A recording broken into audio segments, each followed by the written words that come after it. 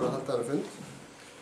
Ég ætlaði nú ekki að halda neitt svona langar aðeins. Guðmundur ætlar að kynna tillögurnar og við ætlum að reyna að hafa kynningunum svona frekar almenna og stutta og síðan fá frekar bara spurningar sem ég teki umræðum þá þætti sem að svona brennur á fólki eða fólk vil frekar upplýsingar um. En ég langar svona bara örstutt að kynna Öldu. Alda er félag lýðræði og sjálfbærni og var stofnað árið 2010 og er núna á sínu öðru starfsári.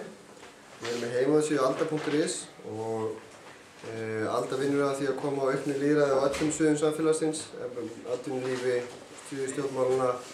Við erum með sérstaka hópa utan stjórnmálakerfið, utan efnahagskerfið, sérstaka hópa styttingu vinnutíma, sérstaka hópa lýðræði á sviði menntakerfisins, svo erum við hópa sjálfbærni. Það er mikil virkni í félaginu og fundir reglulega, margir fundir í viku jafnvel. Þannig að fólk hvatt til þess að taka þátt og það er engin skylda að mæta áður og fólk getur bara mætt hvenær sem er og því fylgja engar skyldur raun og veru. Og það eru margir sem eru svona félagafælnir sem finnst óþægilegt að vera í stjórnmálaflokkum eða félögum sem að finna sig í Öldu. Því að við reynum að gera allt svona í sátt og samlyndi og það er engin einhvern veginn svona bundin af einu en einu. En allir velkomnir að taka þátt. Varðandi þessar tillögur stjórnmálaflokka þá er rétt að geta þess að Alda er ekki stjórnmálaflokkur og ætlar sér ekki að verða stjórnmálaflokkur. Þetta eru tillögur sem fyrir aðra stjórnmálaflokka eða verðandi stjórnmálaflokka. Og tilefni var að það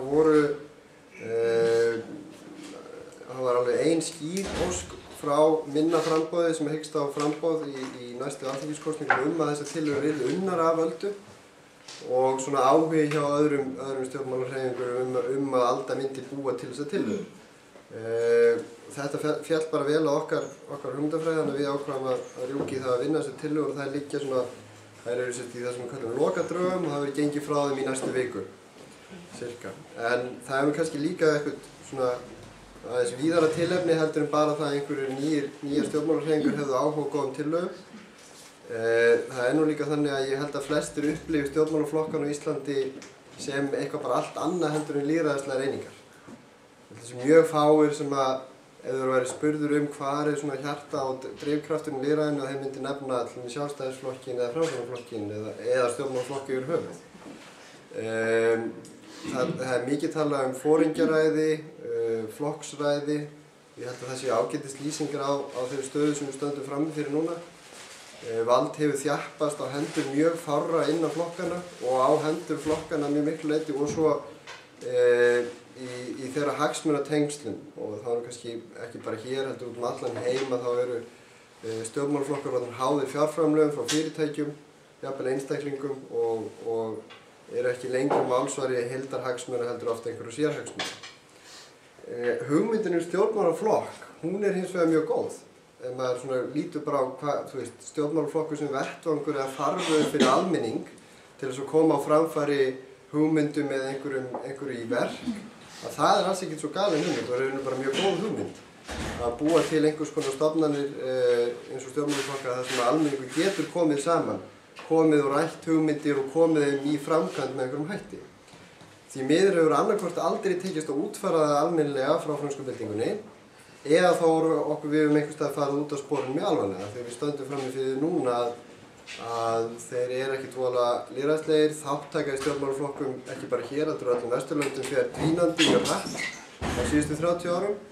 Almenningur sér flokkan ekki lengur sem farveg fyrir sínar hugmyndir og hefur ekki áhuga á að taka þátt í þeim. Ég þá nefndi aftur margir þeim sem taka þátt í Öldu, þeir myndi ekki taka þátt í stærri stjórnmálaflokka með töngum og þvingum. Ég held að það er ekki greitt fyrir það. Síðan eitt svona annað atriði varðandi stjórnmálaflokkana sem við erum augljóslega farið eitthvað af leið sem við langar að nefna áður en við förum að kynna tillögur okkar. Það er að, og kannski sérstaklega hérna í Íslandi, þá líta flokkakjörnir fulltrúar á sig eins og þeir séu persónukjörnir. Þeir líta á sig svo að þau þurfi aldrei einu svona fylgja stefnu þeirra flokka sem þeir eru fulltrúar fyrir. Ég held sem er mikilvægt að við förum að velta því fyrir okkur hvað þýðir það að vera fulltrúi fyrir einhvern hóp eða einhverju aðra. Það þýðir ekki að þú sért bara algjörlega óbundinn og getur bara gert hvað svo sem þið sýnir. Þú ert bundinn því að vera talsmaður einhverju annar. En hér á Íslandi er alltaf litið sem svo að þingmenn sem eru kjörnir fyrir flokka, að þeir séu bara eins og séu persónukjörnir, algjörlega óháður flokknum sínum. Þú eru ekkert að leita í bakland, geta jafnvel bara gengið þvert gegn stefnu flokksins og svo framvegis. Og ég held að það sé ókostur. Og þá er ég ekki að segja að persónukjör sé vond hugmynd, þá er ég bara að segja að persónukjörnir fulltrúar eiga að hegða sér eins og persónukjörnir, en flokkafulltrúar eiga þá að hegða sér eins og flokkakjörnir.